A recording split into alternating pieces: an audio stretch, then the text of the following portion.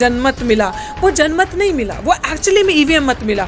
और उस मत से शर्म आनी चाहिए उन लीडर्स को जो चुनावी उस दौरे में उतरे, जिन्होंने इतनी बड़ी बड़ी पार्टीज, जिनकी सड़कों पे सड़कें भर जाती थी, जिनके कैडर से, जिनके लोगों से। किसी को 1 सीट मिल रही है, किसी को 100 कुछ सीटें मिल रही हैं। जब चंद्रयान को आप धरती पे बैठ के कंट्रोल कर सकते हो, जब आप अपने विपक्षी दलों के फोन में पेगासस लगा के चेक कर सकते हो क्या हो रहा है। पेगासस से आपके फोन में मैं चेक कर सकती हूँ क्या हो रहा है, क्या नहीं। एक सेकंड मेरी बात दिया गया कि जो ईवीएम मशीन है वो सिंगल यूनिट है, वो किसी दूसरे यूनिट के साथ कनेक्टेड नहीं है। वो कुछ भी तर्क दे लें, तर्क तो वो देंगे, क्योंकि चोरी छुपानी है। चोर कभी कहेगा मैंने चोरी करी है, चोर कभी नहीं करेगा मैंने चोरी करी है। इस देश में मैं आपको ये कहती हूँ कि अगर अभी भी ईवीएम चलता रहा तो आप भाजपा को आने वाले किसी भी साल नहीं हटा सकते। भाजपा 545 नहीं, भाजपा चाहे तो पता नहीं अपनी कितनी सीटें उठा के ले आई। जिस दिन इस देश में ईवीएम के बिना चुनाव होगा, बैलेट पेपर से चुनाव होगा, ये अपना मुंह छुपाते और भागते फिरेंगे। पहले भी इन्हीं चीजों के बारे में बोलते रहते थे, देखिए बाद में वो जो रोना गाना है ना, वो नहीं गाना। पहले चीजों को संभाल लो। आप सोच लो आप जमीन पे नहीं आओगे, आप सोशल मीडिया के नेता बन के बैठोगे। जनमत मिला है तो स्वागत कीजिए, दिक्कत क्या है? जनमत ईवीएम मत मिला है, अब हम तो स्वागत नहीं करेंगे, क्योंकि हम लोग जागरूक करने वाले लोग हैं, हम लोग आवाज बुलंद करने वाले लोग हैं।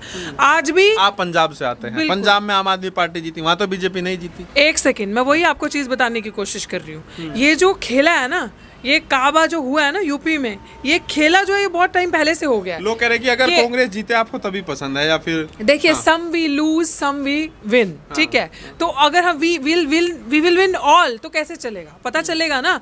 तो आपको कुछ पाने के लिए कुछ खोना पड़ता है ना। तो आपने यूपी पाना था तो आपको पंजाब खोना था, क्योंकि कहाँ 400 कुछ सीटें और कहाँ 117, तो वो बहुत बैलेंस करना था। और यूपी में समझने की जरूरत है लोगों को। जो लोग सोच रहे हैं, जिस तरीके से आपने कहा जनमत मिला, वो जनमत नहीं मिला, वो एक्चुअली में ईवीएम मत मिला। और उस मत से शर्म आनी चाहिए उन लीडर्स को जो चुनावी उस दौरे में उतरे, जिन्होंने इतनी बड़ी बड़ी पार्टीज, जिनकी सड़कों पे सड़कें भर जाती थी, जिनके कैडर से, जिनके लोगों से। किसी को 1 सीट मिल रही है, किसी को 100 कुछ सीटें मिल रही हैं। सबसे बड़ी बात उन पे है और धिक्कार है उन पे, इसलिए कि जो आपने देखा होगा आपके माध्यम पे कितने सारे लोग इस तरीके के आते थे जिन्होंने इंटरव्यूज़ दिए। आप बड़े बड़े लोगों का इंटरव्यू करते हैं, सब ने आपको कहा कि पार्टीज का सबसे पहला हक बनता है कि ईवीएम को रोके, ईवीएम को रोके। क्योंकि जब तक इस देश में, आप मुझे एक चीज़ बताएं कि जिस देश में ईवीएम बना है उस देश में ईवीएम से चुनाव बैन है। बीजेपी के लोग कह रहे हैं कि हम जीतेंगे और ये ईवीएम का रोना शुरू करेंगे। एग्जैक्टली, यही तो चीज है। ये चीज आप नैरेटिव फैलाएंगे, लेकिन ईवीएम जो है ना, जिन्होंने जो बड़ी राखी रख के बाहर ईवीएम मशीन के बाहर बैठे थे, इट्स स्टुपिडिटी। जो चीज इनविजिबल है उसे आप कैसे देखोगे? The thing which is working, 6 महीने से जो तैयारी चल रही है जिस चीज की, पहले से परिपक्व हो चुके हैं। कह रहे हैं कि जो निगरानी वहां पर रखी गई उसका कोई लॉजिक नहीं, खेल पहले हो चुका है। एग्जैक्टली, कोई लॉजिक नहीं है। भाई मेरे को एक बात बताओ, जब चंद्रयान को आप धरती पे बैठ के कंट्रोल कर सकते हो, जब आप अपने विपक्षी दलों के फोन में पेगासस लगा के चेक कर सकते हो क्या हो रहा है। पेगासस से आपके फोन में मैं चेक कर सकती हूँ क्या हो रहा है, क्या नहीं। एक सेकंड मेरी बात दिया गया कि जो ईवीएम मशीन है वो सिंगल यूनिट है, वो किसी दूसरे यूनिट के साथ कनेक्टेड नहीं है। वो कुछ भी तर्क दे लें, तर्क तो वो देंगे, क्योंकि चोरी छुपानी है। चोर कभी कहेगा मैंने चोरी करी है, चोर कभी नहीं करेगा मैंने चोरी करी है। इस देश में मैं आपको ये कहती हूँ कि अगर अभी भी ईवीएम चलता रहा तो आप भाजपा को आने वाले किसी भी साल नहीं हटा सकते। भाजपा 545 नहीं, भाजपा चाहे तो पता नहीं अपनी कितनी सीटें उठा के ले आए। इनके जो एमपी है पूरी 545 की सीटें इनके पास है। ईवीएम की वजह से जीता है। हिंदुत्व, राम मंदिर और ये कॉरिडोर, ये सब नहीं काम किया क्या? अनाज दिया, ये सब इससे इसमें वोट नहीं मिला है क्या? देखो बात सही है। ये सरकार नफरत की राजनीति करती है, लोगों को जाति धर्म पे बांटती है, ये बात बिल्कुल सही है। लेकिन आपने ये चीज देखी होगी, हम पहले दिन से कह रहे थे ईवीएम ईवीएम ईवीएम। हम पहले दिन से इनको एक ही चीज, ये पकड़ लीजिए, हम पहले दिन से एक ही बात बोल रहे थे कि जहां ईवीएम से चुनाव होगा वहां पे ये सरकार आएगी। आप चाहे हिंदू मुस्लिम को लड़ा दीजिए, चाहे आप दलित पिछड़ों को लड़ा दीजिए, उससे कोई फर्क नहीं पड़ने वाला। लेकिन जहां पे आपको पता है कि अच्छा ठीक है, इस राज्य में हमारे लोग कम हैं, इस राज्य में हमारे लोगों का ज्यादा हल्ला बुल्ला नहीं है, चलिए यहाँ पे ईवीएम सेट कर लीजिए। आपने अपनी सीटें जितनी चाहिए थी आपको, आपने टॉप लेवल से लेके बॉटम तक सेटिंग की थी। वो चीज पंजाब में नहीं चल सकी, क्योंकि पंजाब में सरकार पहले किसी और की रही है। पंजाब में सरकार जो, तो बीजेपी 100 वोटों से क्यों जीत रही है? अगर ईवीएम में सेटिंग करना हो तो 40,000 से जीतते। मैंने आपको इतना, देखिए चोर जो होता है ना वो बहुत स्मार्ट होता है, उसको पता है कि कितने मार्जिन पे मुझे जीत चाहिए, मुझे बस सत्ता से मतलब है, मुझे मतलब नहीं है मैं कितनी परसेंटेज से जीत रहा हूँ, मुझे मतलब है कि अच्छा मेरा एक भी वोट उनसे ज्यादा आ गया, मैं सत्ता में तो आ गया ना, दैट्स इट। आपको सिर्फ एक ही मुद्दा दिख रहा है, सिर्फ ईवीएम, इसके अलावा और कुछ नहीं। Single issue EVM. I can bet you, I can guarantee you, जिस दिन इस देश में ईवीएम के बिना चुनाव होगा, बैलेट पेपर से चुनाव होगा, ये अपना मुंह छुपाते और भागते फिरेंगे। इनकी जिसे अभी कहते हैं ना 445 जो चाहिए वहां बैठने के लिए, अगर पूर्ण बहुमत हो जाए किसी के पास, इनके पास 4 सीटें ना हो, इनके पास 50 सीटें ना हो। रास्ता क्या है ईवीएम को लेकर? तो अब कोई रास्ता दिख नहीं रहा है कि सरकार हटाने वाली है। आई टोटली बिलीव रास्ता सिंपली यही है। लोग बहुत अच्छी बात ये है इस चीज का, जो जैसे ना साइड इफेक्ट कुछ होता है किसी चीज का, वो ये है। जो बात कर रहे हैं विपक्ष में भी कोई बड़ी गहन चर्चा नहीं हो रही है इस पर, कोई खबर नहीं आ रही। विपक्ष कौन है?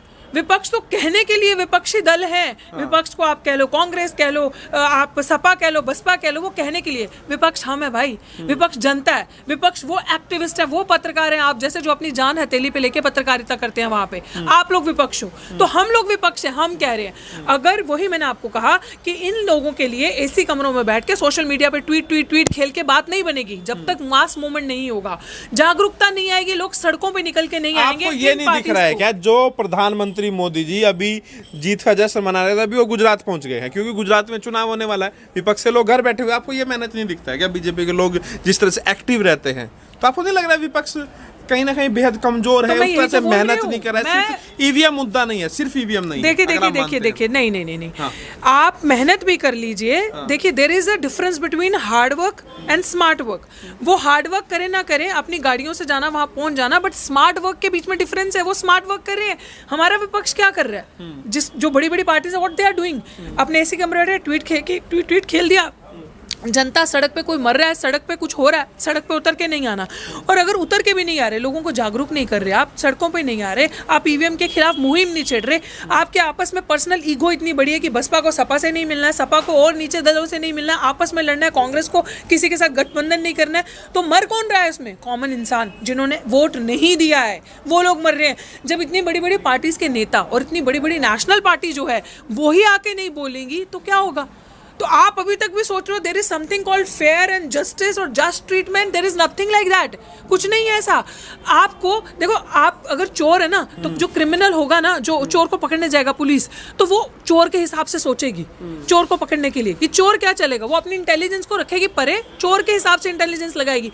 तो यहाँ पे इस पार्टी, ये जो चोर पार्टी है, इस चोर पार्टी को पकड़ने के लिए, इनकी हरकत को रोकने के लिए आपको साम दाम दंड भेद की राजनीति करनी थी। क्योंकि बीजेपी के लिए, जैसे आपने हमसे पहले भी बात करी थी किसान आंदोलन के टाइम पे, हमने एक ही चीज कही थी, चाहे लखीमपुरी खेरी का इंसिडेंट हो, 8 सीटें जीती बीजेपी ने, सॉरी 8 सीटें, वही मैं कह रही हूँ, चाहे कोई भी इंसिडेंट हो, कहीं पे भी कोई भी एट्रोसिटीज हुई हो, कोई भी चीज हो रही हो, बीजेपी को किसी की जान से, किसी से कुछ मतलब नहीं है। मतलब है तो सिर्फ चुनावी हार से। वो चुनाव जीतना चाहते हैं, तो वो तो क्लियर थे ना। मैं आपकी बात को सहमत आपकी बात से किसान आंदोलन देखिए मैं आपकी बात से सहमत करते हुए ना एक और बात बहुत अच्छी कहूंगी कि अगर विपक्ष को कुछ सीखना है ना, सीखने की कोई उम्र नहीं होती, शर्म आनी चाहिए। राजनीति करनी सीखने तो बीजेपी से सीख लो। कम से कम वो सत्ता में बने रहने के लिए राजनीति कर रहे हैं। अगर विपक्षी दल वाकई में जनता का, युवा का चाहता है भला और भरोसा जीतना चाहता है, तो उसको सड़क पे खड़े होना चाहिए और राजनीति एक्चुअली में सड़कों पे करनी चाहिए और मास मूवमेंट करना चाहिए। अपने बीच की ईगो को क्लैशेस छोड़ के आना चाहिए। आप किसान आंदोलन में बेहद सक्रिय रही, खुद आप पंजाब से आते हैं, पंजाब में सत्ता परिवर्तन भी हुआ, यूपी में नहीं हुआ, 4 राज्यों में बीजेपी सरकार में, तो क्या किसान आंदोलन ये वेस्ट यूपी में नहीं चल पाया, बाकी हिस्सों में नहीं चलेगा, या फिर दूसरे हिस्से में जाके जो है फ्री अनाज वाला बीजेपी का मुद्दा चला? किसान आंदोलन क्यों नहीं चल पाया? देखिए ऐसा नहीं है किसान आंदोलन नहीं चला। आप ये नहीं कह सकते कि किसान उठ के नहीं आए, किसानों ने वोट नहीं दिया। किसान आंदोलन बिल्कुल चला, लोग जागरूक हुए। हिंदू मुस्लिम, एग्जैक्ट देखो, हिंदू मुस्लिम भी चला, वो चलाया इन्होंने। बहुत स्ट्रैटेजी से आप लोगों को उल्लू बनाया, बेवकूफ़ बनाया, हिजाब का मुद्दा उठाया, आप लोगों का दिमाग डिस्ट्रैक्ट वहाँ पे करवा दिया और यहाँ पे पीछे गेम चलती रही, सेटिंग होती रही। यहाँ पे टॉप नॉच तरीके से ऊपर से लेके यूपी की अगर मैं बात करूँ पर्टिकुलरली नीचे तक सब मसला सेट था। ये चीज़ें पंजाब में नहीं हो सकी। इनको पता था कि अगर हम पंजाब में इस तरीके का कोई पंगा लेंगे ना तो वो उल्टा हमारे पे पड़ जाएगा। जानबूझकर जिताया है वहाँ आम आदमी पार्टी को। ये ठीक है, लेकिन अब बुलडोजर आ रहा है। अब मैं आपके माध्यम से ये चीज़ कहना चाह रही हूँ, जो लोग सोचते हैं ना डरा देंगे, धमका देंगे। इनसे डरने की ज़रूरत नहीं है। ये डरपोक लोग हैं जो चुनाव से डर सकता है, जिसके अंदर इतनी खुद की काबिलियत नहीं है कि अगर हार जाओ। डेमोक्रेसी की बात करते हैं ना, हम लोकतंत्र तांत्रिक देश में रहते हैं, यहाँ पे लोकतंत्र है, सब कुछ है, तांत्रिक सॉरी एक्चुअली तांत्रिक ही हो चुका है। तो हम अगर डेमोक्रेसी उस देश में रहते हैं तो आप अगर हार जाते हैं तो दिक्कत क्या है? आप विरोध, एक सेकेंड बात कीजिए, विरोध कीजिए किसी चीज़ का, लेकिन अगर आप सांप दाम दंड भेद करके, गुंडागर्दी से, बेईमानी करके, लोकतंत्र को खत्म करके, ईवीएम्स लाके, मैनिपुलेट करके, गंदगी से आपको चुनाव में बने रहना है। ठीक है, एक शॉर्ट सवाल और आखिर का, क्या लग रहा है 2024 का रास्ता साफ हो गया मोदी जी के लिए? बिल्कुल नहीं। मैं आप ही की बात का तो जवाब दे रही थी, आपने बात काट दिया। बिल्कुल साफ नहीं हुआ। जो ये बातें आ रही हैं कि हमें बुलडोजर चला देंगे, दहशत, ये जो साइकोलॉजिकल गेम लोगों के दिमाग में खेलना। यूपी का चुनाव था, माना सबसे बड़ा राज्य है, बट इसका ये मतलब नहीं है कि लोग डर जाएं, बैठ जाएं। मैं कहती हूँ जितने एक्टिविस्ट थे, जितनी पॉलिटिकल पार्टीज हैं, जितने लोग बोल रहे थे, उतनी ही भारी मात्रा में ज़्यादा बोलो, एक दूसरे का हाथ पकड़ो, थामो, और एक सड़कों पे आओ, जन आंदोलन करो, और सबसे पहली गुहार लगाओ कि जो चुनाव होंगे वो बैलेट पेपर से होंगे, अदरवाइज चुनाव नहीं होंगे। ठीक है।